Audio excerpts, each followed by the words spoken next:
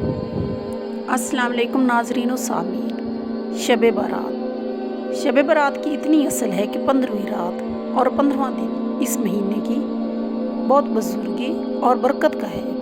हमारे पैगंबर हज़रत मोहम्मद सल्लल्लाहु अलैहि वसल्लम ने इस रात को जागने की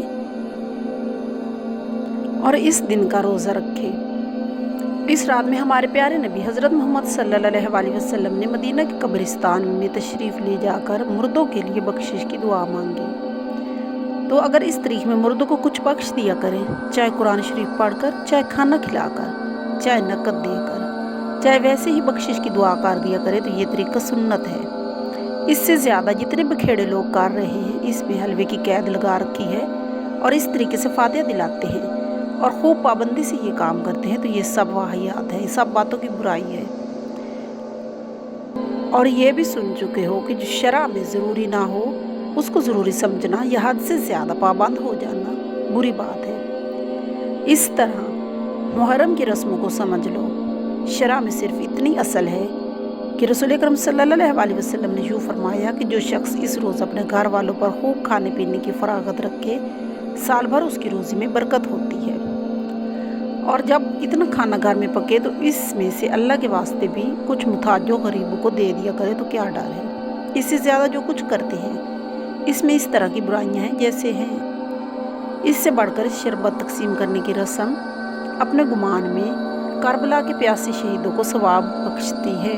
तो याद रखो, शहीदों को शरबत नहीं पहुँचता बल्कि सवाब पहुँच सकता है, और सवाब में ठंडा शरबत और गरम गरम खाना सब बराबर है। फिर शरबत की पाबंदी में सिवाय गलत अकीदे के उनकी प्यास उससे बुझेगी, और क्या बात है, ऐसा गलत अकीदा खुद गुनाह है।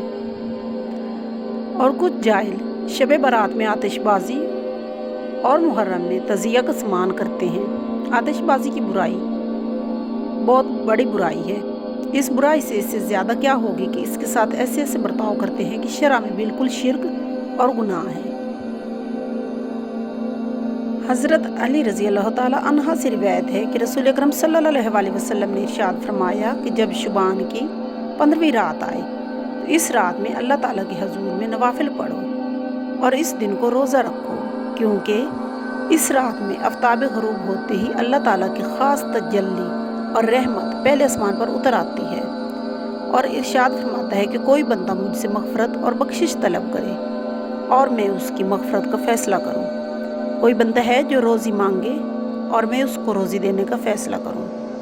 कोई मुब्तला मुसीबत बंदा है जो मुझसे सेहत व आफ़ियत का सवाल करे और मैं उसको आफ़ियत अता करूं। इसी तरह मुख्तलिफ़ किस्म की हाजातमंदों को अल्लाह ताला पुकारते हैं कि वो इस वक्त मुझसे अपनी हाजतें मांगे और मैं अता करूं। ग़ुरूब आफ्ताब से लेकर सुबह सादिक तक अल्लाह ताला की रहमत इसी तरह अपने बंदों को इस रात में पुकारती रहती है।